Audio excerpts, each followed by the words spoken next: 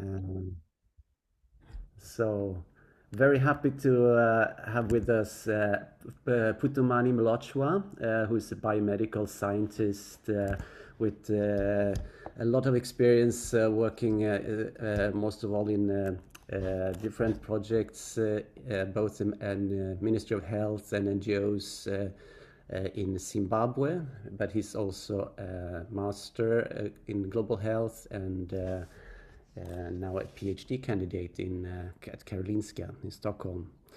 So, since many of our members have experience of having projects or working abroad in other contexts that we maybe live in or uh, usually have our practice in, this talk is meant to explore how we can build sustainable partnerships and align with local priorities and implementing sustainable practices. So I now leave over to Phuthumani to elaborate on this topic. Thank you, Martin, and thank you for the opportunity.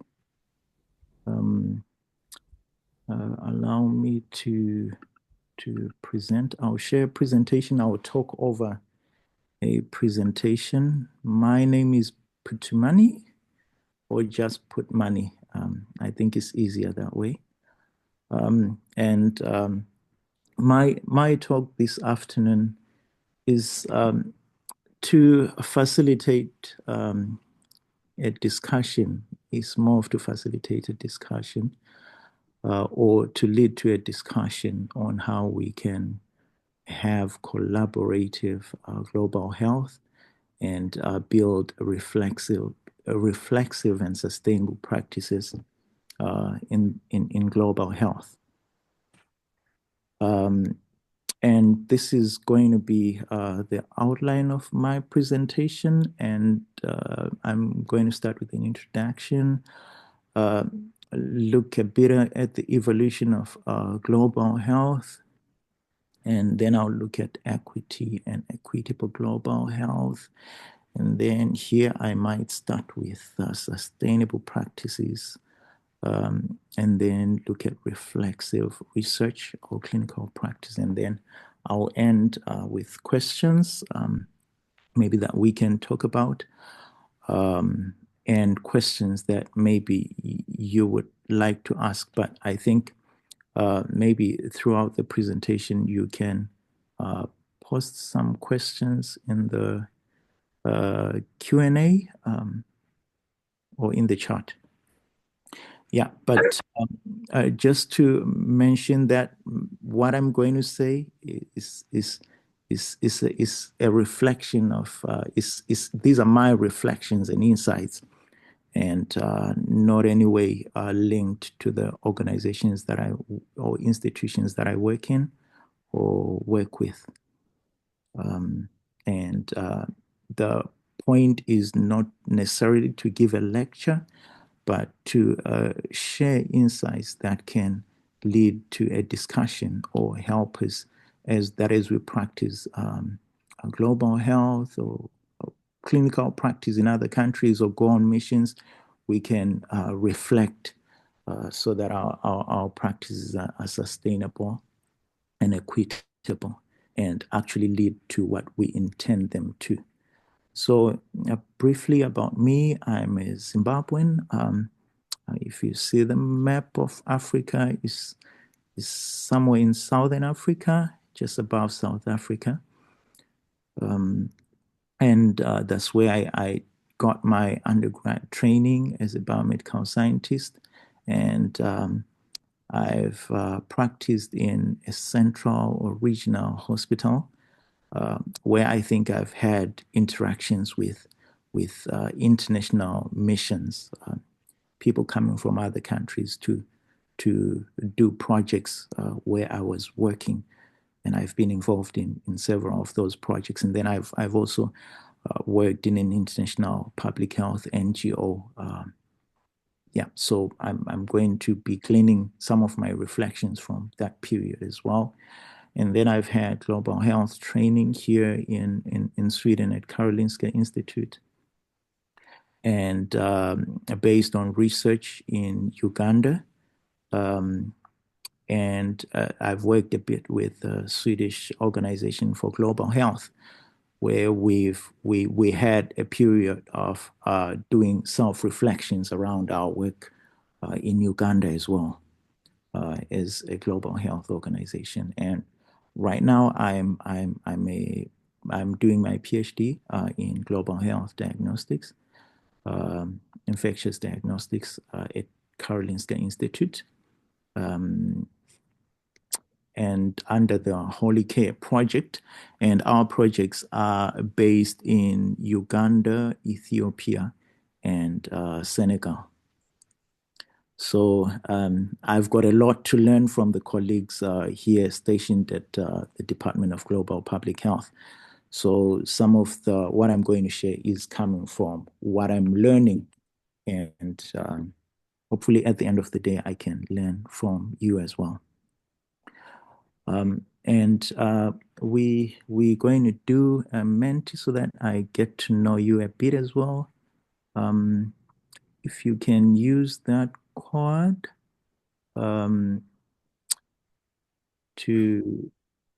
if you can get on menti.com and use that code to log on so that we get to know each other a bit more. And so that because I was told who the audience might be, but I'm not exactly sure who is in the audience. So I need to make sure that what I'm talking about is as relevant as possible.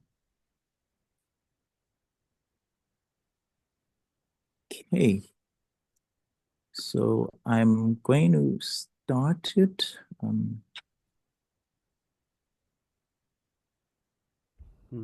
And hopefully it goes as planned. Now we see the QR code. Okay, Again. all right. Okay, let me. No. Okay. Yeah. I hope you can see the question now. We see what's your profession, and that's what I see on my phone as well. Okay. So if you can, less than 3 words, say what you're doing as a profession.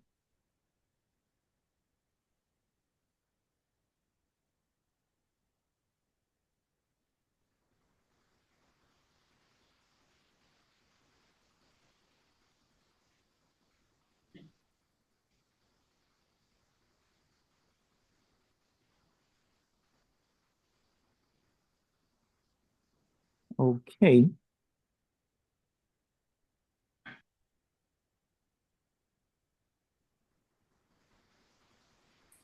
Okay, so we mostly have pediatricians, dentists, medical doctors, doctoral student, someone working in health economy and public health. Okay, I'll move on to the next.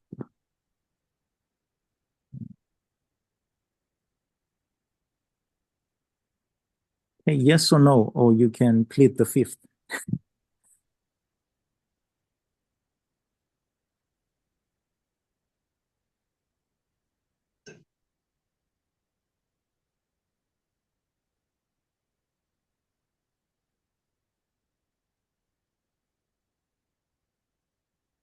Hey, thank you for the responses. So at least most of us have practiced outside our home country. So hopefully at the end we can share some experiences. And then the last,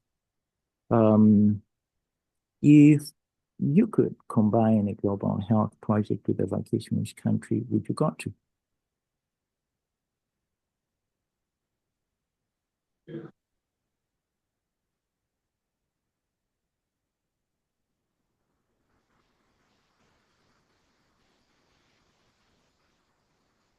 Hey, seems like Tanzania takes the top spot.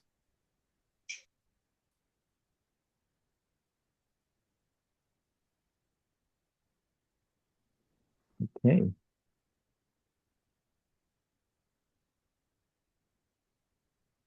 Ethiopia is taking the top spot. Nepal and Tanzania. Lovely.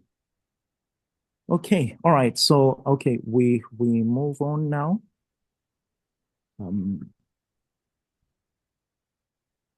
Okay. Okay, so looking at, I'm going to talk briefly about the evolution of our global health. Just highlighting a few things. This cannot be exhaustive because of the time constraints that we have. But I think when you're going on missions, is quite important to have an idea of what global health is and how it's been and what it currently is and what it's likely going to be because it's constantly evolving. And looking at, I was trying to look for the simplest definition of global health or how I could describe health. And I got down to the fact that global health usually has to do with health issues that are too vast for any single country to tackle. And those health issues, the list goes on and on. But we've seen most of them maybe center around infectious diseases. And then in the last 10 or so years, a shift to non-communicable diseases as well. And then some social determinants of health, incorporating the SDGs as well.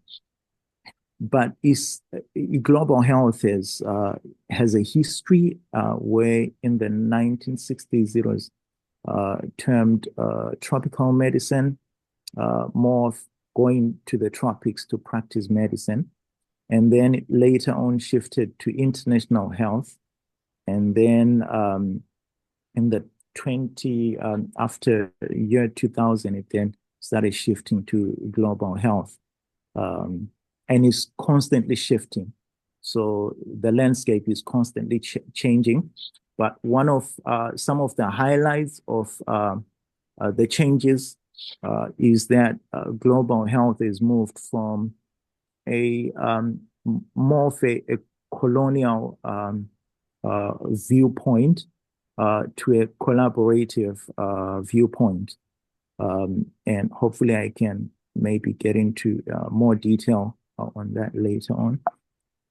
And then the other thing is the fact that in the past, it's mostly been doctors and nurses traveling to tropical areas to practice medicine.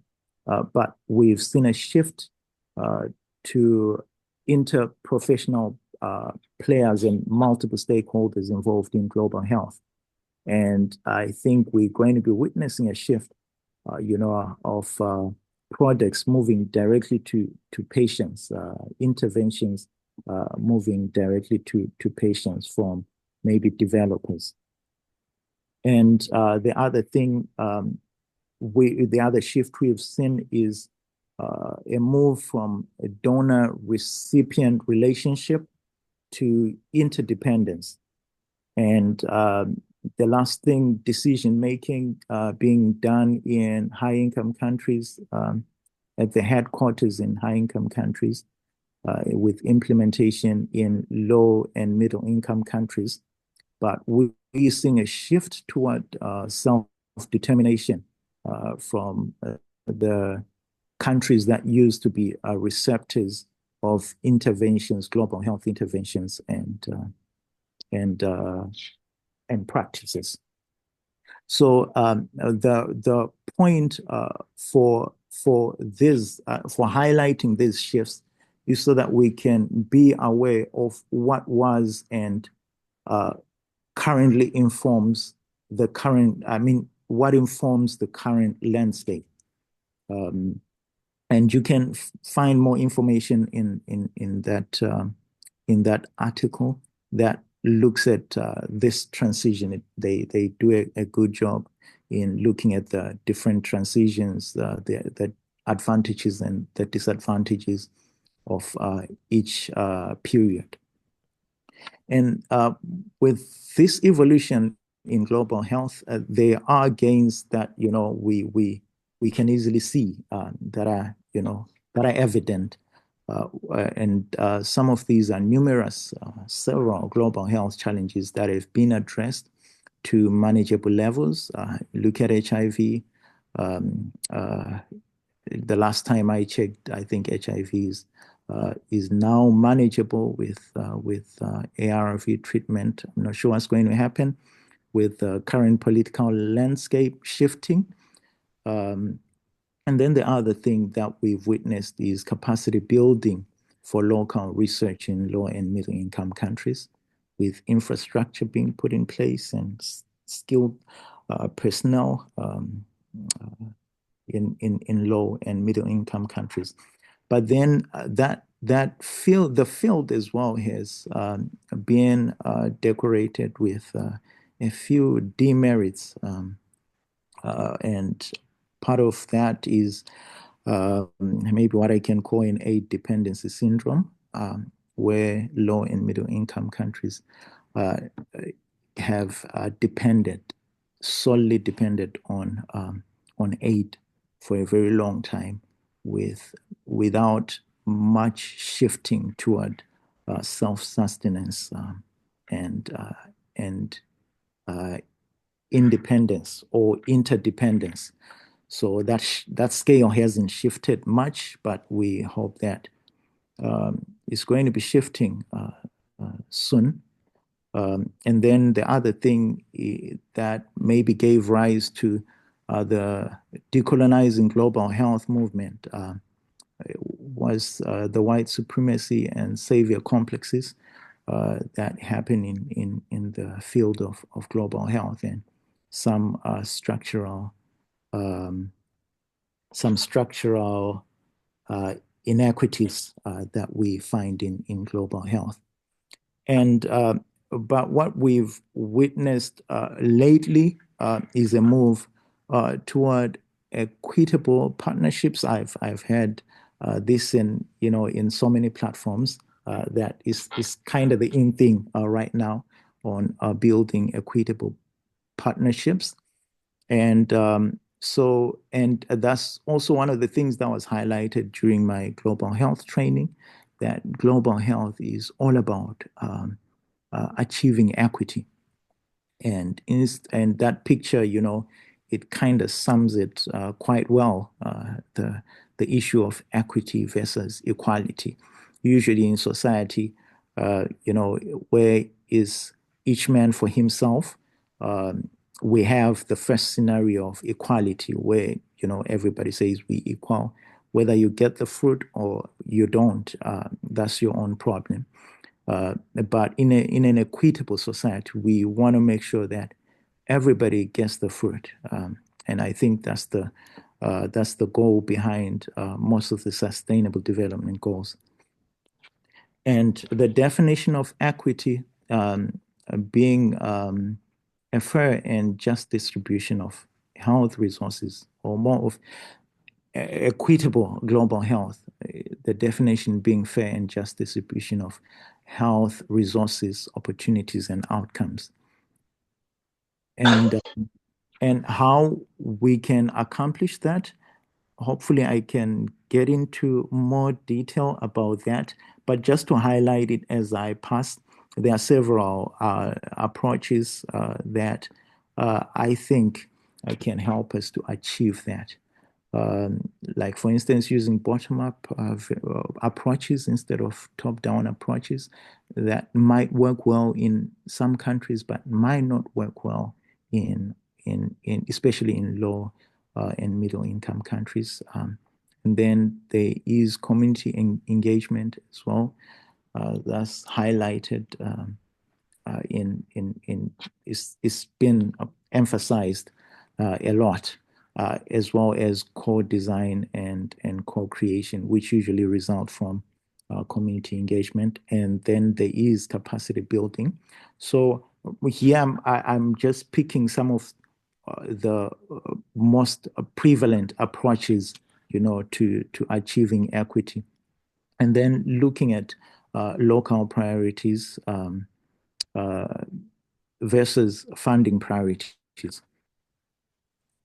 And a part of equity, it stems from equitable partnerships, because usually most of this work starts with partnerships. You cannot do this on your own. You cannot go to a country and then just practice on your own. There are some frameworks, and whether equitable partnerships are a reality or a possibility or fantasy, I think is a question that I'll leave to all of us, because we recently had a discussion as PhD students here at KI at the department, and we were questioning the equitability of the so-called of the partnerships that we are termed equitable. And there are several aspects, that make it quite hard to achieve equitable partnerships, but I think it's a possibility and a reality in a lot of settings. So the ideal, according to the UK Collaborative Development Research, is that in equitable partnerships have mutual participation, mutual trust and respect, and mutual benefit and equal value between the partners, regardless of where they come from. And these partnerships, what can make them equitable, or how they move towards equity, is that usually there are power considerations at the beginning, and there are structural imbalances that are there. I mean, the moment you come from a high income country to maybe, for instance, a low income country, there is already a power structure there that we need to acknowledge and see how we work with that. And also based on the history, there is usually mutual suspicion, usually on the part of a high-income country partner. There are usually issues of accountability, whether the other party will account for the resources that will be used in the partnership. And then on the part of on the low-income country partners' part, usually there are suspicions of intentions because of past exploitation and all.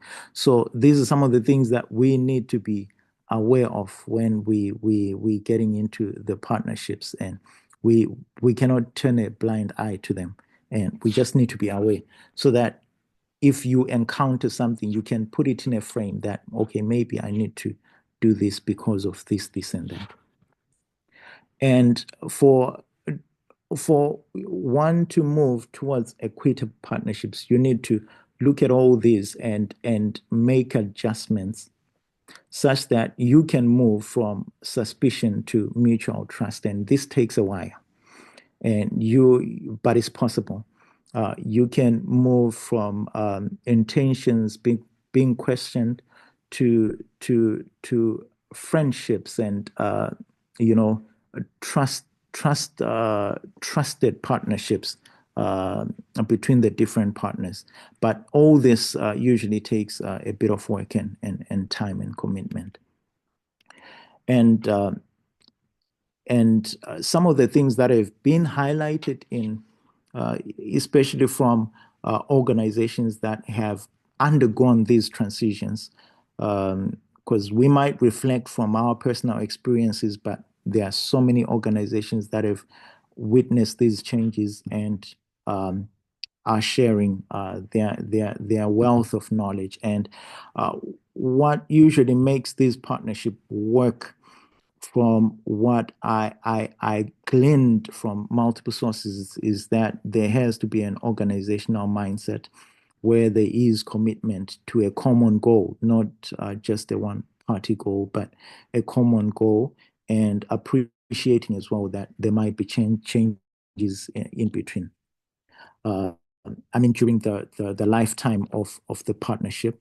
And these partnerships, for them to be sustainable and to last medium to long term, there is need for humility, which usually need mutual trust and understanding. And all that usually comes with time and communicating clearly. There is decision making as well. There's an aspect of decision making that needs to be transparent and inclusive, and then there is need for accountability. Because what I've witnessed is that there is a general mistrust with most low-income entities on accountability, but with time and when there is accountability, then there is trust. But it goes beyond the financial to include the scientific as well, and managing the partnership. And one other thing that was highlighted was having a common platform where you share space for learning, problem solving, innovating, and communicating. And there are more resources that I found collated, especially at the guild. I've given the web link to that. And moving on to sustainability in making sure that these partnerships are sustainable, there is need to think in context and think long term. And thinking in context, it takes into consideration the history and the current landscape as well as the likely future. And I know a lot of global health organizations are doing a lot of thinking right now and shifting because of the shift in the political landscape. There is need to consider the resources when we're thinking long term. We need to think resources, capacity building as well. If we are to think sustainability, like the funds that that were available for global health 10 years ago, like we've witnessed a shift, especially this past month or so. We've witnessed a shift in global health financing, and it's not only with the US, but globally we've seen a shift in resource allocation. So we need to be thinking long term with our projects. What's going to be, how are they going to be in 10 years' time in case this funding that we depend on right now is no longer there? And how can we involve the communities that we're serving so that these projects are self-sustaining if possible, and there is ownership from the communities that we're working with?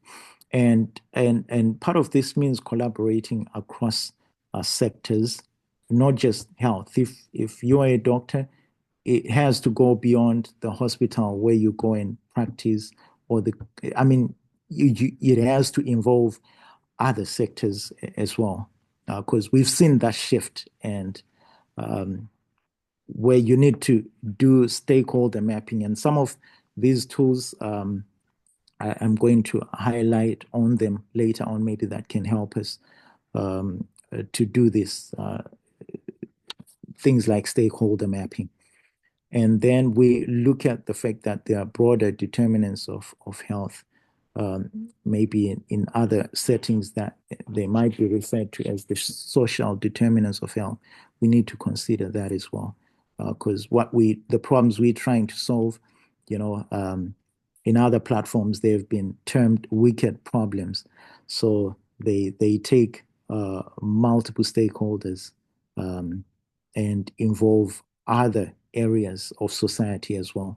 And one of the resources I think that might be of help to us is something that emanates from a partnership between Karolinska Institutet and Makerere University in Uganda. It's called the Center of Excellence for Sustainable Health. There are a lot of resources there. It's a partnership that's been going on for more than 20 years, I think. And they've developed tools that can help in developing and sustaining health and some of these partnerships. And moving on, the last thing that I'm going to talk about at a personal level is on reflexivity in our research. And the term reflexivity usually stems from social sciences and qualitative research. I first heard about it in qualitative research. And this talks about a general reflecting and critical examination of one's position, beliefs, biases, and practices. Something that I referred to earlier on, that when you move from a high income country setting to a low income country setting, there are power structures that come into play just because you come from a high income country. And I've seen that myself when I go and do my research in my fellow African countries. So it's something that we need to take into consideration and be aware of that, the context that we function in. And why the need for reflexivity in research is the fact that we all have biases, and we just need to know what they are, and so that we can manage them better. I used to think I didn't have biases until I took an implicit association test, and I found that I have many biases. But being aware of them helps me to put checks and balances around my research and my practice. And there is a saying that numbers don't lie, but numbers sometimes only tell half truths. And so reflexivity and especially qualitative research comes to bridge that gap so that we get the other half of the story. Okay, I just highlighted one of the tools that can help with self-awareness of biases that we might have. And these are called implicit association tests. And then in one of the tools that I've had a chance to look at and reflect on, and I think that might be of use to you as well, something that was developed by my supervisor, Julia, the wheel of vulnerabilities, so that you know where you are and you can kind of gauge the people that you're working with, where they are. And with the center there showing, I mean, if you are at the center, like if you are, the more you move toward the circle, the center of the circle of that wheel, the less vulnerable you are. And I think it's good to be aware of yourself and the people that you're working with, how vulnerable they are, and so that you can adjust and balance yourself and help the people that you're working with to do the adjusting and balancing as well. So it's got education, ability, housing, age, wealth, and gender as well. So hopefully I can share this with you after this, and you can do a bit more reflection personally where you stand and where the people that you're working with likely stand. And the goal for this is that we acknowledge sometimes the privilege that we have, and make sure that we we don't abuse it knowingly or unknowingly, but instead use it to serve others. Because our privilege, I say our privilege because I'm currently stationed in a high income country, and that comes with privilege. In spite of the color of my skin, there are so many other factors that come with privilege, like from that will uh, that I have, and I need to be aware of that and instead use that to serve others instead of abusing it. And then the other thing is to promote data-driven practices reflexively, and knowing that numbers and the data that we have sometimes doesn't tell the story. It doesn't tell the full story of the context and the people that we're working with. And then in our methodologies that we use for practice and research, we need to make sure that they are flexible and adaptable to evaluation and feedback from the people that we're working with. And then one last thing that I put first in the list is that, in global health practice or clinical practice in other countries, you need to develop a lot of patience without developing prejudice. And one thing that my supervisor said was, you will need to internalize your frustration because sometimes things will move very slowly and you want them to move fast. And I think that brings me to the end of my presentation.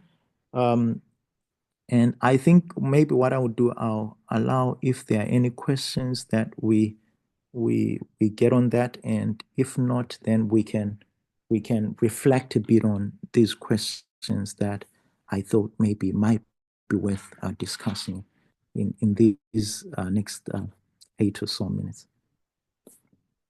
Thank you.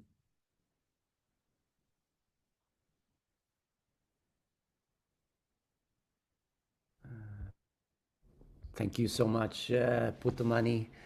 It was a very nice presentation. I think as you said, we can open up if there was any general question or specific question among the audience about your presentation.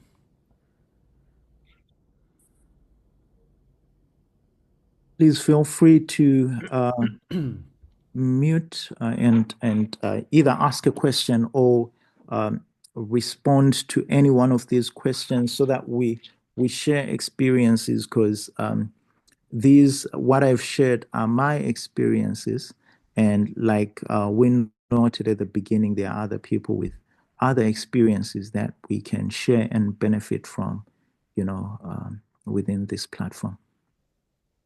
Thank you.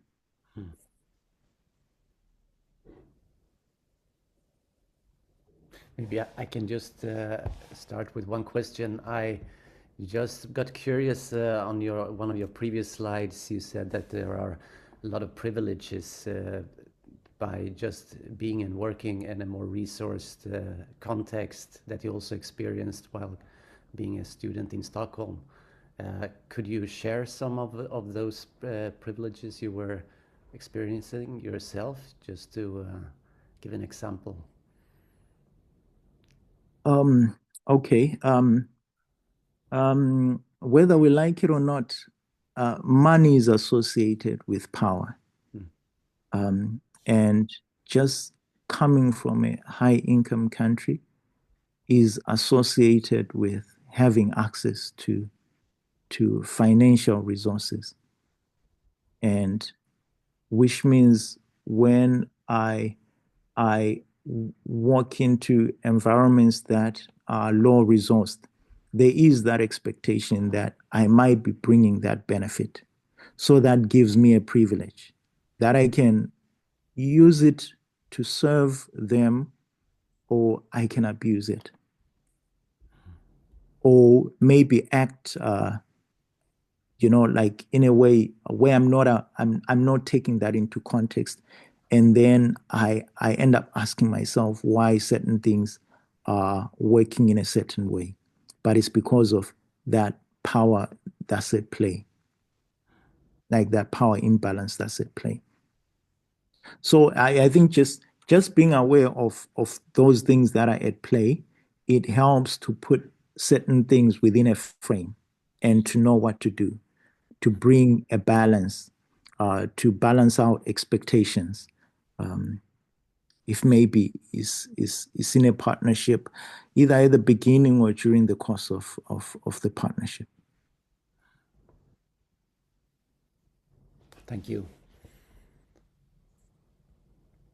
Okay. Oh, sorry, go on, please. Yeah, Katarina Walde-Johannes. I'm a pediatrician with Akademiska Hospital at the Pediatric Outpatient Clinics in Enköping. I have a question regarding the collaboration between Karolinska och Makerere Hospital. It's been going on for many years. I've been aware of that, but I also wonder, is it only with the hospital or does it go to outreach programs around the country? I've been involved since 2009 in a small clinic in outside Masaka in southwestern Uganda. And there's always a problem with money to run that little clinic and get the necessary laboratory equipment and medications and so forth. Is there any way of how does the joint work between Karolinska and Makerere work? Can you tell us a little bit about that? I might not be the best person to answer that question. I can only answer from what I know, and I can only refer to their website. But that partnership is between universities. It's a partnership between Makerere University and Karolinska Institutet. So it's got terms and it's got collaboration plans that are time bound as well, with deliverables that are specified. I think that's the other thing with these partnerships between, the global health partnerships. They've got terms and they've got conditions and they've got delimitations, and they can only function within those specified limitations. But like I highlighted, the field is always evolving. Funding is also evolving. And I think if maybe you wanted to find a way to tap into the partnership, I think there are channels within the Center of Excellence for Sustainable Health that you could use, because I'm sure that partnership is open to other stakeholders as well. How they fit in that partnership is something that I cannot answer though.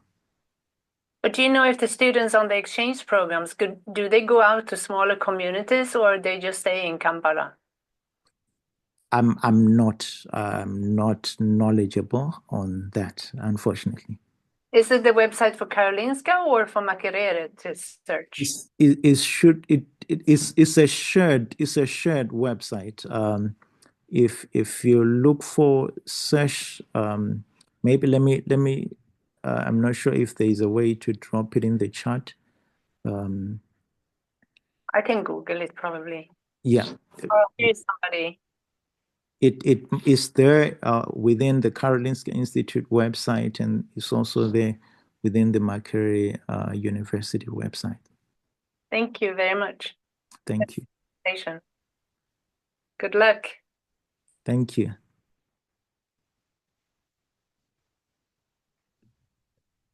Hi, Phuthumani. I was going to ask a question. We maybe are out of time, but my question, if we have time, was you mentioned about the some of the ways in which we can work with sort of time-limited research funding to make things more sustainable, and obviously that's a major challenge wherever you work with research. Really, the fact that the grants aren't indefinite, they don't just continue. what would you suggest as, do you have any particular tips from your experiences? Well, from my experience, I think the best thing, because all grants are time bound, and the lower you are in the ladder, the shorter the grants that you're likely to get.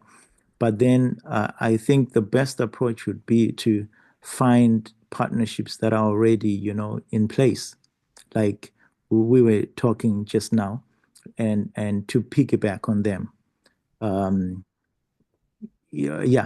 think that's usually the best approach, because then you can buy time. If you are associated with a trusted partner, then you immediately gain trust without having to put in time, effort, and all the other things that you need to do to build trust. And then you can piggyback on that. That's really helpful. Thank you.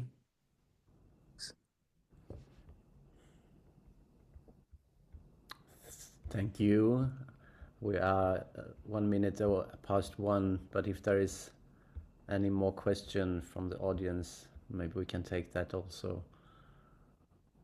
Yeah, Phuthumani, I wanted to ask you a question as well. Thanks for your presentation.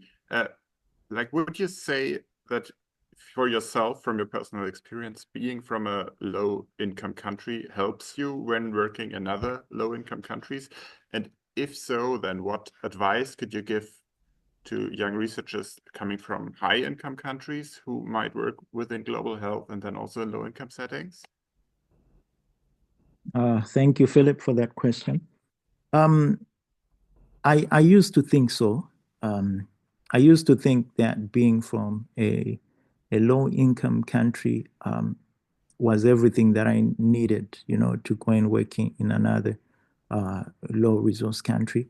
But I've had to back up on that, because no country is the same as the other, especially with African countries. They are very diverse. So I've had to have an open mindset to say I'm here to learn. I need to learn.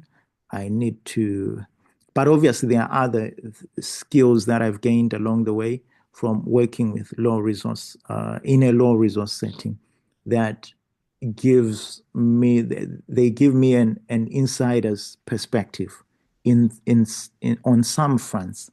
But I need to constantly reflect on that, because sometimes I may end up assuming certain things that are not true because of that.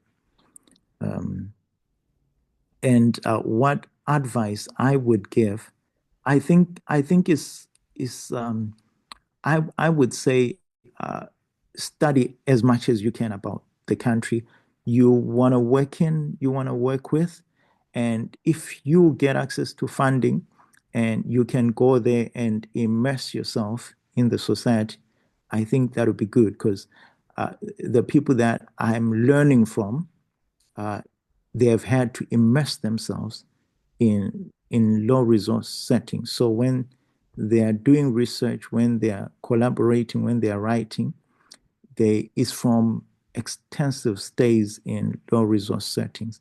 They might still be learning as well, but they've had to immerse themselves. And I think that's what I would advise. If you can get funding to go and immerse yourself in the context you're interested in, then do that.